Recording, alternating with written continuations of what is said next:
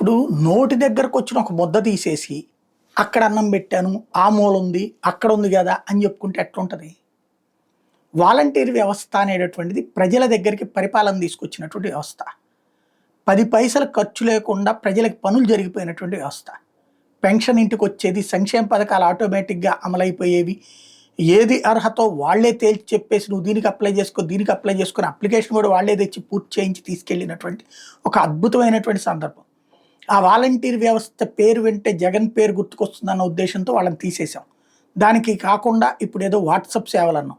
ఏమన్నా ఆ సేవలు అందుబాటులోకి ఉన్నాయా అంటే సినిమా టికెట్లు బుక్ చేసుకోవడానికి, రైలు టికెట్లు బుక్ చేసుకోవడానికి ఇలాంటివి తప్పించి పెద్దగా పనికొచ్చేటటువంటివి ఏమీ లేవు. లేకపోతే డబ్బులు కట్టేది కార్పొరేషన్‌లకు, మున్సిపాలిటీలకి డబ్బులు కట్టేది తప్పించి పెద్దగా ఏం లేదు.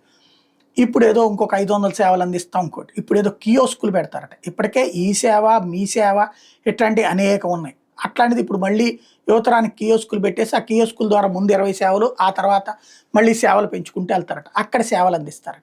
ఇక్కడ సమస్య ఆల్రెడీ చేతికొచ్చి ఏ డెత్ సర్టిఫికెటా, బర్త్ సర్టిఫికెటా, కుల సర్టిఫికెటా, రెసిడెంట్ సర్టిఫికెటా, ఏ సర్టిఫికెట్ అయినా సచివాలయంలో మాట్లాడి తెచ్చిచ్చేటటువంటి వాలంటీర్ వ్యవస్థను తీసేసి, ఇప్పుడు ఆల్రెడీ మున్సిపాలిటీలు, కార్పొరేషన్లు, రెవెన్యూ ఆఫీసుల చుట్టూ తిరుగుతున్నారు జనం.